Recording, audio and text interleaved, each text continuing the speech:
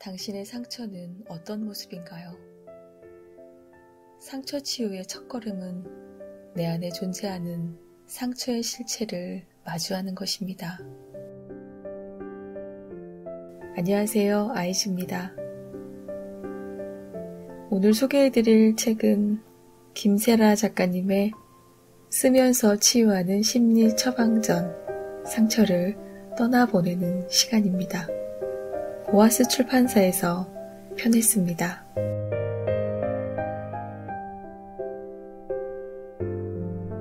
살면서 상처를 받지 않은 사람은 없지만 상처를 방치해서 깊어지면 우리 마음과 삶에 큰 파괴력을 발휘하게 되죠. 그래서 자신의 상처를 들여다보고 치유하는 것은 몸의 건강을 챙기는 것 이상으로 중요합니다. 이 책은 자신이 무엇에 상처받고 왜 괴로워하는지 그에 맞게 스스로 치유하도록 이끌어주는 심리 처방전입니다.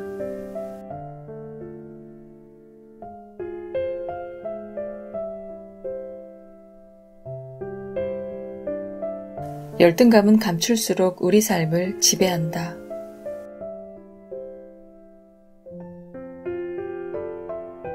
삶이 힘들다고 말하는 사람들과 대화를 나눠보면 90%는 상처 때문에 고통받고 있다. 왜 힘드세요? 라고 질문해보면 대부분 힘든 원인이 누군가를 향해 있다.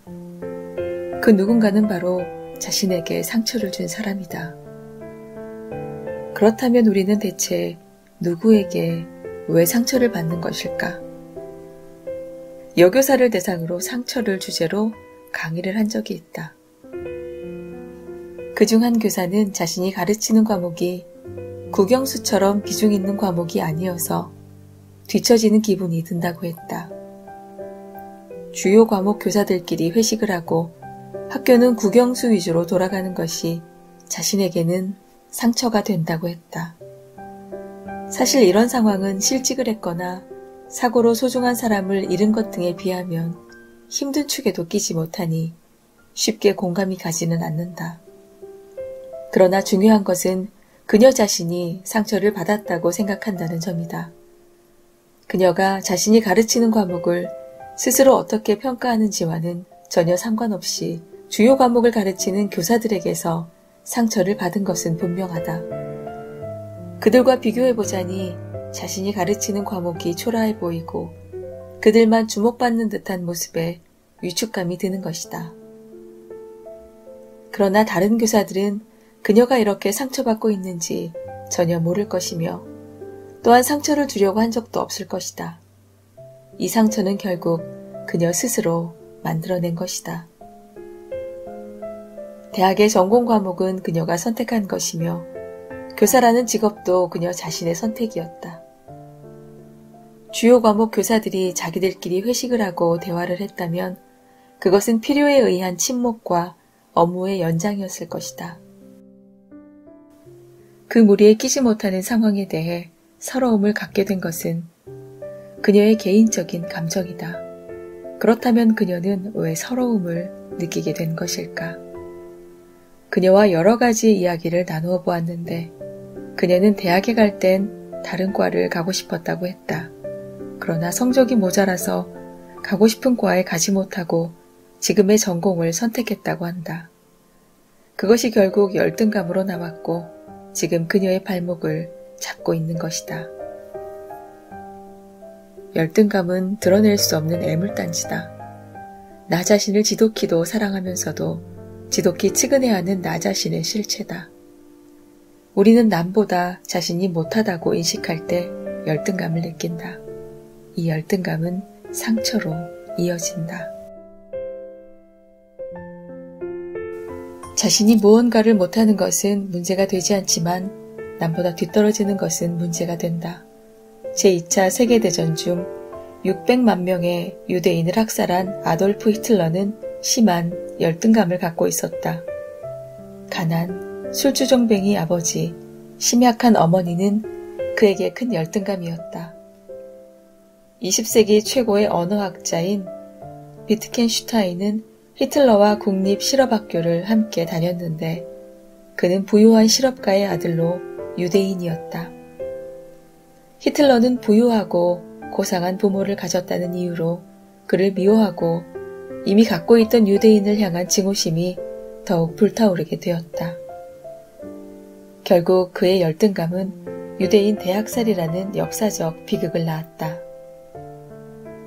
조선의 제21대 왕 영조는 유능한 국왕으로 많은 업적을 남겼지만 한편으로 자신의 아들을 뒤주에 가둬 죽이는 전대미문의 과오를 남겼다. 영조의 어머니는 천안 무술이 출신이었는데 영조에게는 그것이 평생의 열등감이었다. 그는 신하들이 자신을 무시하지 못하도록 왕권을 강화했고 일에 매달렸으며 결국 마음에 들지 않는 아들을 용서하지 않고 잔인한 방법으로 죽였다. 그의 열등감은 가정의 비극은 물론 역사의 비극으로 남았다. 세계적인 문호 셰익스피어는 정식 대학 교육을 받지 못했다는 편견에 시달렸는데 그 자신도 이에 대해 열등감을 갖고 있었다. 작곡가이자 지휘자인 구스타프 말러는 체코에서 태어난 오스트리아계 유대인이다. 그는 오스트리아 구성원에도 끼지 못했고 독일에서 활동할 때는 독일어를 쓰면서도 이방인 취급을 받았다. 또 어머니를 학대하는 아버지로 인해 고통 속에 살았다. 그는 평생 가족으로 인한 열등감과 인종적 열등감을 떨쳐내지 못했다. 그의 음악은 염세적인 경향을 많이 띠는데 이런 정신적인 고통이 영향을 미쳤을 것이다. 이렇게 세계적으로 큰 명성을 얻은 인물들도 평생 열등감 속에서 살았고 그것이 삶을 지배하기도 했다. 우리는 다른 사람들의 열등감은 헤아리고 이해한다. 그러나 자신의 내면에 웅크리고 있는 열등감은 알고 싶어 하지 않는다. 그것을 밖으로 꺼내는 것 자체가 상처이기 때문이다. 그러나 이 열등감은 내면에 감출수록 우리 마음속에서 자라나 자신과 삶을 갉아먹고 심지어 남에게 해를 입히기도 한다. 만약 당신의 내면에 어떠한 열등감이 존재하고 있다면 과감히 그것을 밖으로 꺼내 공개하는 순간 열등감은 오히려 당신의 삶에서 자취를 감추게 될 것이다.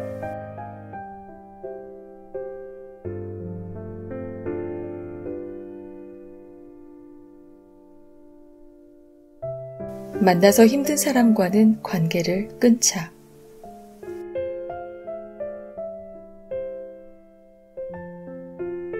하인리히 법칙이라는 것이 있다.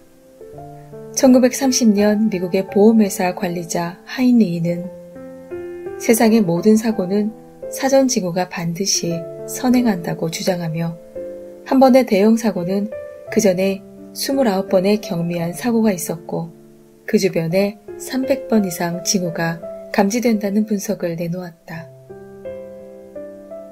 우리가 상처를 받을 수 있는 환경 중에서 가장 감지하기 쉬운 징후는 바로 만나는 사람이다.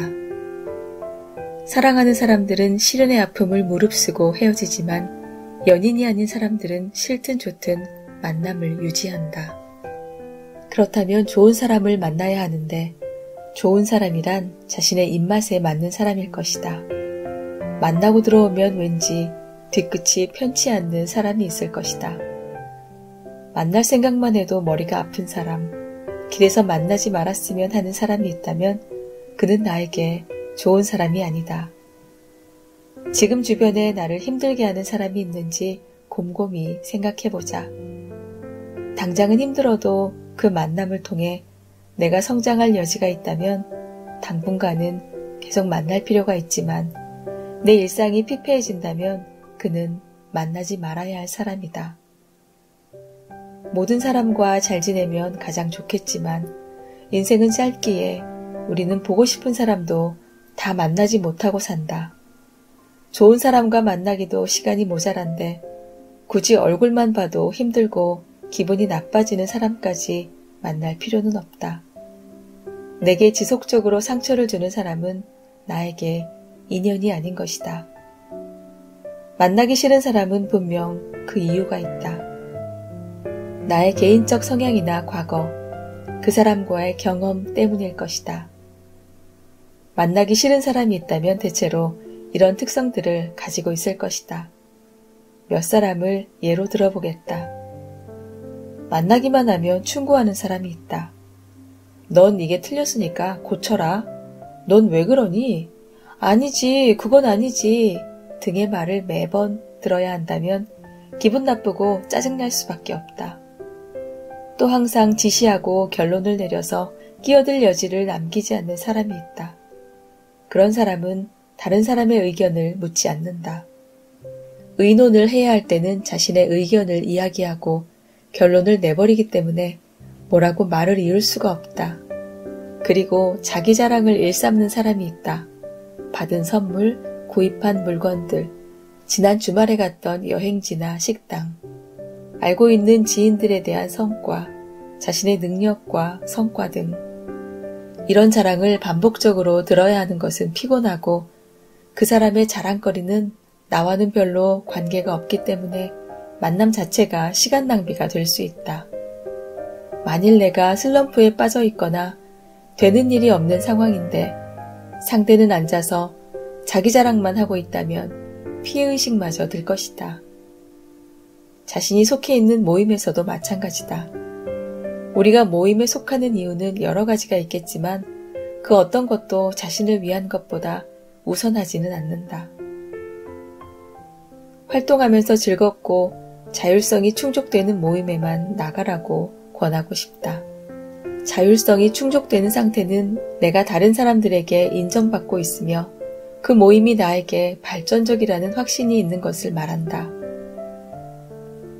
인정받는다의 핵심은 사람들과의 관계다.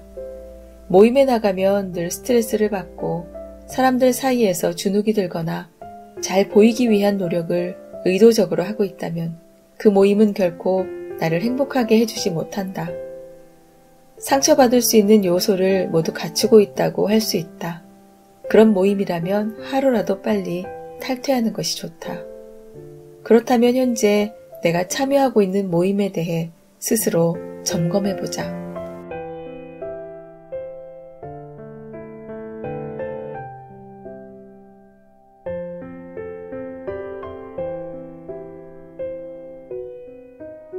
모임 날짜가 너무 자주 돌아온다는 생각이 든다. 모임이 있는 날 다른 일이 생기면 주저없이 모임을 안 나간다.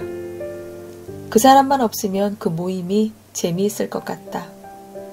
이 모임이 나에게 어떤 의미가 있는가를 자주 생각한다. 결정되는 사항들이 늘 마음에 들지 않는다. 만약 위의 설문에서 3개 이상을 체크했다면 나에게는 그 모임이 맞지 않는 것이다. 그리고 그동안 상처를 조금씩이라도 자주 받았을 것이다. 그러므로 이 모임을 어떻게 할 것인가에 대해 진지하게 생각해 보는 것이 좋다. 그러나 하는 일과 관련이 있다거나 절대 안 나갈 수 없는 모임이라면 빠질 수는 없을 것이다.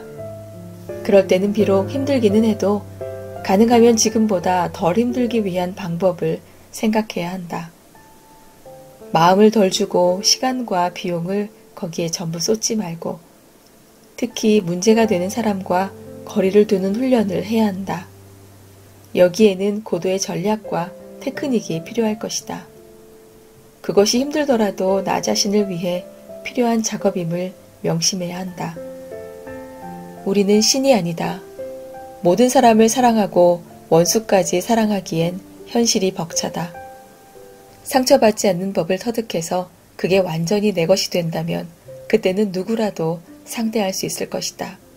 그러나 상처받고 있는 지금은 나의 행복을 위해 옳은 것을 선택해야 한다.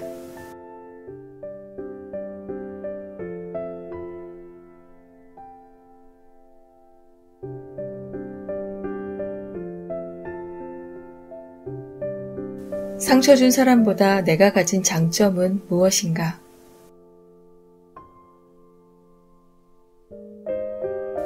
상처를 받은 후 괴롭고 힘든 시간 속에서 점점 또렷해지는 것이 있다. 바로 상처 준 사람에 대한 미움이다. 누군가를 미워할 때 우리의 에너지를 측정해보면 아마도 모든 것을 불태울 수 있을 정도일 것이다. 그래서 이런 공식을 도출해 볼 수 있다. 상처 극복은 상처 준 사람을 극복하는 것. 상처에 관한 강의를 하면서 수강자들에게 상처를 받고 나서의 상태에 대해 물어보았다. 가장 큰 공통점은 상처를 받은 후 시간이 지나면 상처의 구체적인 내용보다 상대방에 대한 미움의 감정이 깊어진다는 것이었다. 상태가 좋아져도 그 미움은 워낙에 뿌리가 깊어서 쉽게 가시지 않는다고 했다. 용서란 상당히 객관적이면서도 포괄적인 행위다. 그래서 개인적으로 해야 할 때는 핑계가 많아진다. 또 혼자만 하는 용서는 효력이 없고 지속력이 떨어진다. 그렇다고 상대방을 만나서 내가 너를 미워하고 있으니 우리 서로 용서하자고 단판을 짓는 행동은 용서가 아니라 분풀이에 가깝다. 상처를 치유하기 위해서는 혼자 할 수 있는 것이 필요하다.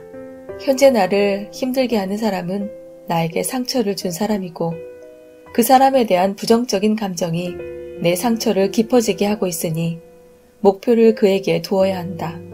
그러므로 가장 좋은 방법은 그를 넘어서는 것이다.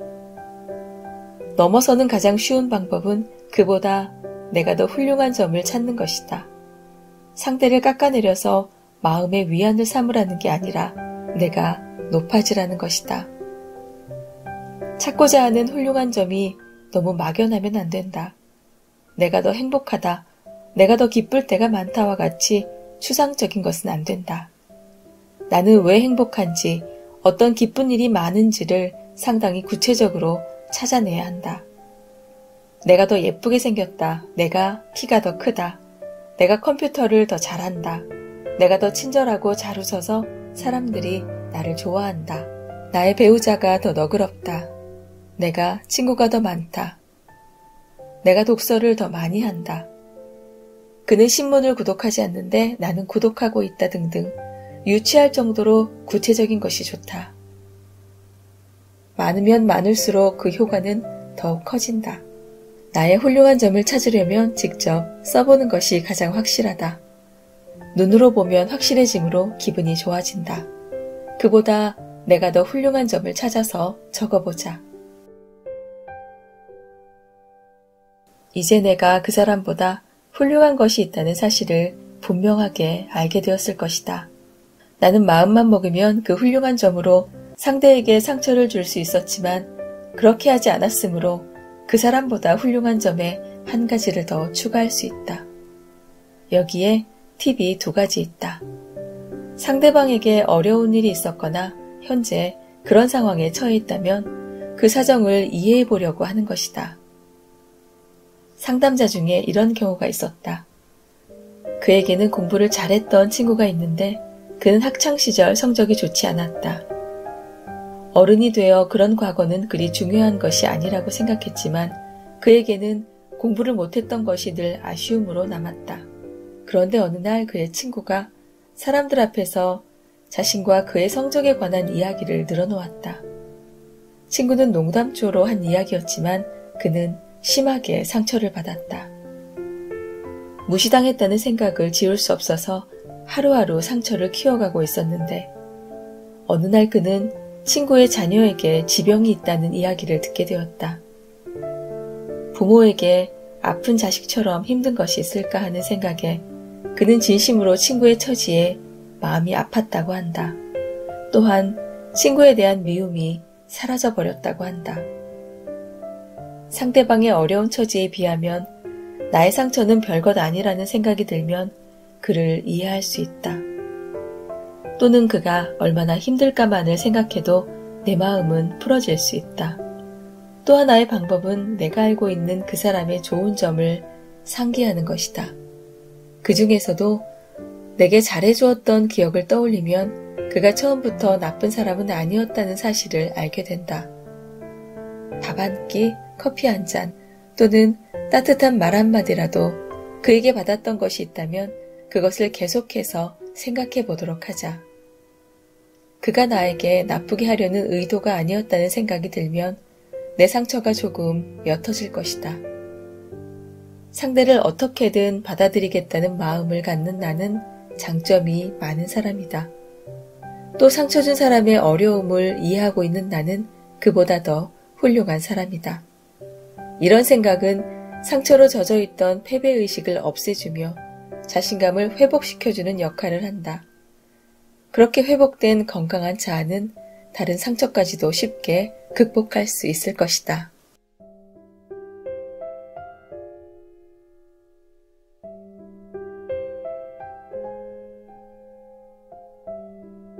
잘못을 지적할 때 그의 훌륭한 점도 말해주면 상처를 치료하는 효과가 있다.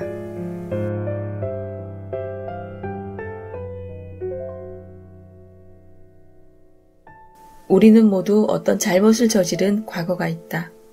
어린 시절 꽃병을 깼을 때, 성적이 떨어졌을 때, 친구와 싸웠을 때, 잘못을 해서 학교에 부모님이 불려왔을 때, 그런 상황에서 내가 받았던 대접은 어떠했는가?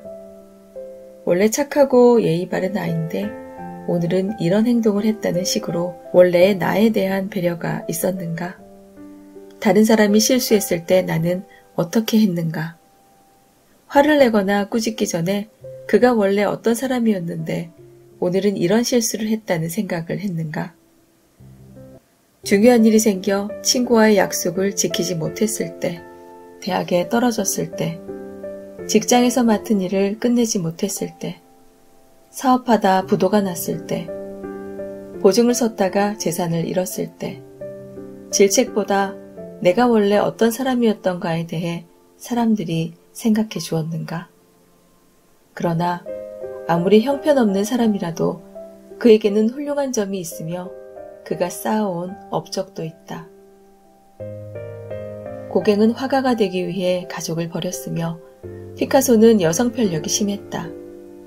프랑스의 시인이며 소설가이자 극작가였던 장준에는 도둑질을 일삼고 부도덕한 성생활을 했으며 빈센트 반 고흐는 온전치 못한 정신으로 온갖 기행을 저질렀다. 이 사람들의 일상은 형편없고 문제가 많았지만 인류 역사를 빛낼 만한 훌륭한 예술작품을 남겼기 때문에 우리는 그들을 칭송하고 사랑한다. 또한 그들의 바르지 못했던 인생을 훌륭한 작품의 탄생을 위한 과정으로 보기도 한다.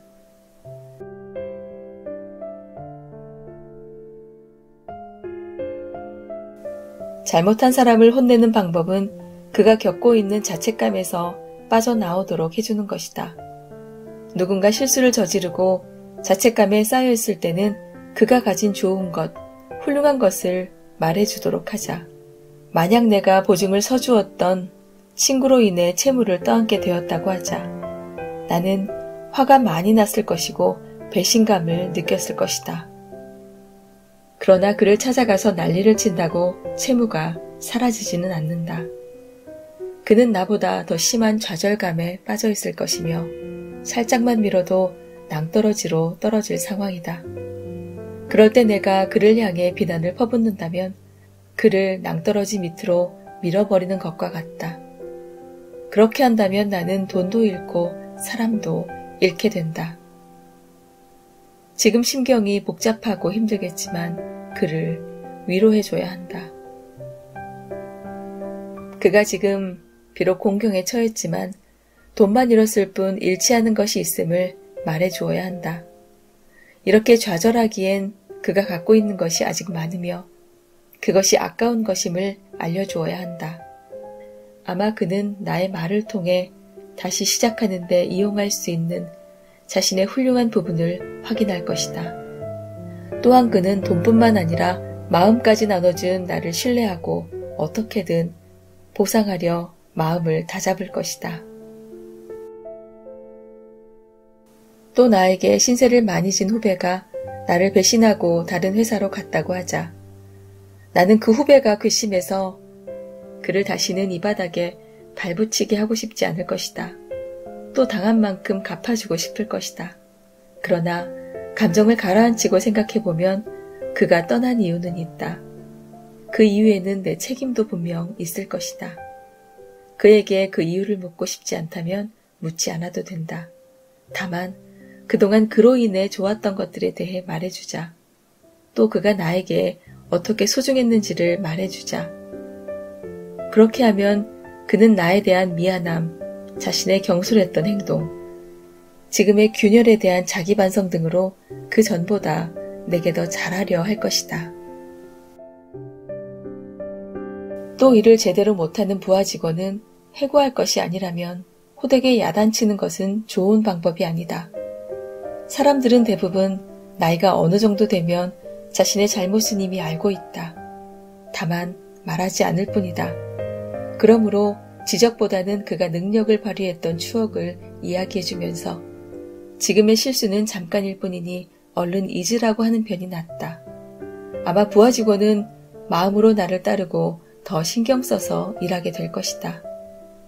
그동안 주변 사람들의 잘못을 지적하거나 실수에 대해 질책한 적이 분명히 있을 것이다. 지금 잠시 반성의 시간을 갖고 앞으로의 인간관계에 반영하면 도움이 될 것이다. 이미 반성하고 있는 사람에게 따끔한 지적은 멍든 상처에 주먹을 날리는 것과 같다. 멍이 들어있는 피부는 살짝만 스쳐도 아프다. 그럴 때 그 사람의 훌륭한 점을 상기시켜주면 이는 마치 멍든 상처에 두툼한 반창고를 붙여주는 것과도 같다. 그것은 나도 성장하고 그 사람도 성장하는 최선의 길이다.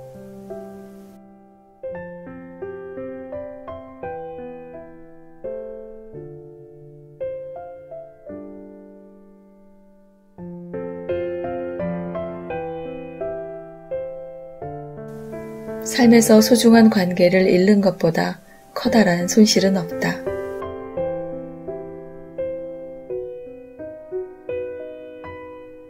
혼자 있는 시간을 좋아하는 사람도 있고 여럿이 어울리는 것을 좋아하는 사람도 있다. 자신의 시간을 어떻게 보내는가는 순전히 우리 자신의 몫이다. 혼자 보내는 시간은 소중하다. 요즘은 컴퓨터만 있으면 며칠이고 집에 틀어박혀 있어도 지루하지 않다. 또 독서를 할 수도 있고 다른 사람의 취향을 고려할 필요 없이 선택의 자유로움 속에서 하고 싶은 것을 다 누리며 고독을 즐길 수도 있다. 혼자만의 고독은 개인의 성장에 필요한 자양분과도 같다. 그러나 사람들과 어울리는 시간도 혼자 보내는 시간만큼 필요하다. 너무 사람들과 함께 어울려 다니면 생각할 시간이 없고 계속 혼자만 있으면 고립되기 쉽다. 그래서 이 두 가지는 적절히 조화를 이루어야 한다. 인간은 사회적 동물이기에 사람들은 한 가지 공통점만 있어도 동호회를 만들고 친한 사람이 셋만 넘으면 친목회를 만들어서 모임을 유지하려고 한다. 10대부터 노인들까지 모두 한두 개의 모임을 갖고 있으니 세상 속에서 살려면 절대 혼자 살아갈 수가 없다. 그러나 어떤 모임이든 익숙하고 오래된 사람들과의 만남처럼 즐거운 것은 없다.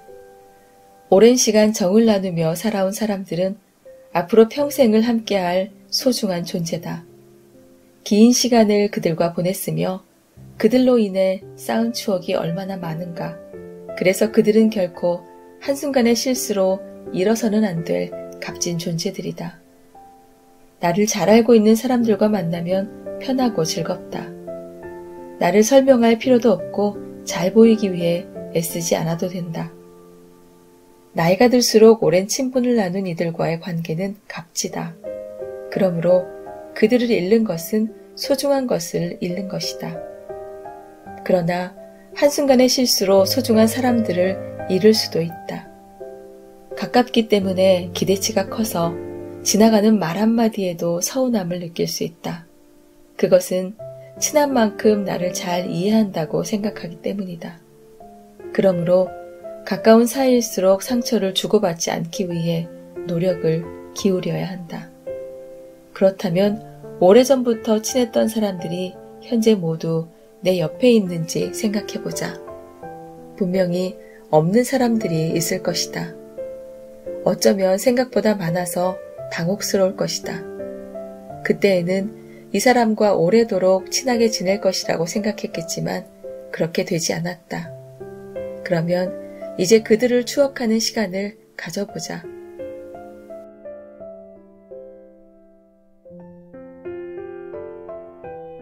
상담자 중에는 친했던 사람과 헤어지는 경험을 하고 아쉬움을 갖고 있는 사람들이 꽤 있었다. 헤어지고 나서도 그들과의 추억으로 인해 그들에 대한 감정이 진하게 남아있었다. 상담자 중에 친동생과 연락을 끊고 사는 사람이 있었다. 그녀는 이렇게 자신의 경험담을 털어놓았다. 동생 내의 사업이 갑자기 어려워져서 돈이 급한 동생의 주식을 매입했어요. 그런데 시간이 지나고 매입한 주식의 주가가 꽤 올랐는데 그 차액을 동생에게 주자니 어쩐지 아깝다는 생각이 들더군요. 당시 갖고 있던 돈에다 약간의 대출까지 받아서 그 주식을 사줬었거든요. 솔직히 나는 언니로서 할 만큼 했다는 생각이 들었어요. 그리고 동생이 설마 주가를 체크하고 있지는 않겠지 하고 모른 척하고 있었는데 어느 날 동생이 주식 이야기를 하는 거예요. 그것을 잊지 않고 말하는 동생을 보니 계산을 하고 있었던 것처럼 생각이 돼서 기분이 안 좋더군요. 그 일로 크게 다툰 것은 아니었지만 그날부터 관계가 소원해지기 시작하면서 점점 연락이 뜸해지다가 어느 시점에서부터 거의 연락을 안 하게 되었어요. 부모님도 안 계시고 친정 동생이다 보니 특별히 대소사에 참석할 일도 없어서 굳이 연락할 일이 없었거든요. 하지만 시간이 지날수록 왜 그렇게 했던가 하는 후회가 들더군요.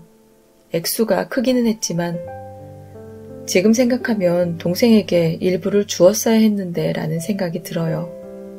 마음 씀씀이가 넉넉해서 2개를 갖고 있으면 하나를 갖고 왔던 동생이 그리울 때가 많은데 나이가 들면서 더 보고 싶어져요. 그렇지만 만나서 사과를 할 수도 없고 새삼 옛날 얘기를 끄집어내자니 어디서부터 말을 풀어야 할지 정말 모르겠어요. 또 친한 친구와 싸우고 연락을 끊은 사람도 있었다. 우리 딸은 자폐아예요. 사실 우리 아이 병이 누구의 잘못은 아니지만 별로 밝히고 싶지도 않아 가까운 친구만 알고 있었어요. 그런데 한 친구가 다른 사람에게 그것을 얘기한 겁니다. 너무 배신감이 들고 기분이 나빠서 그 친구와 한바탕 싸우고 그날부터 연락을 끊었죠.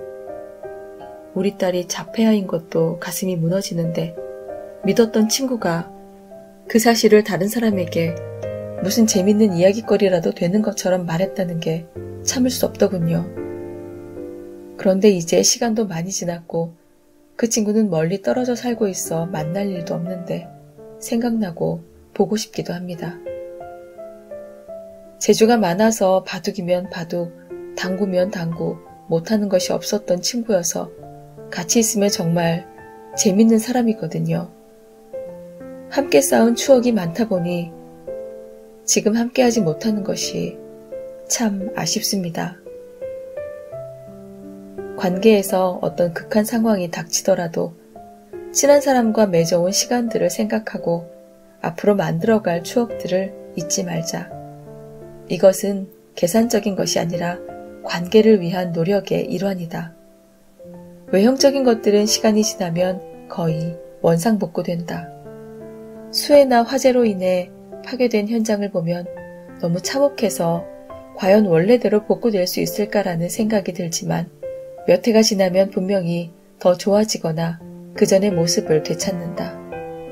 하지만 피해 당사자들에게 남은 상실의 기억은 회복된 외형과 상관없이 오래도록 상처로 남는다.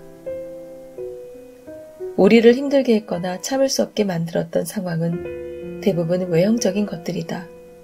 아쉬움을 느끼고 있다는 것은 복원 가능한 일이었음에도 그저 방치했기 때문에 온 결과다. 그때 그 일이 지금의 대가를 치를 만큼 중요했던가를 생각하면 그건 아니었다라는 답을 내리게 될 것이다. 순간의 무심함과 이기심으로 인생에서 소중한 것을 놓치지 않아야 한다. 잘못은 나에게 더 많았을 것이다. 왜냐하면 큰 후회와 지난 아쉬움이 남아있기 때문이다. 엎질러진 물이지만 담을 수 있는 그릇을 준비하고 담을 것이 없다면 새로 담은 물을 다시는 엎지 말자.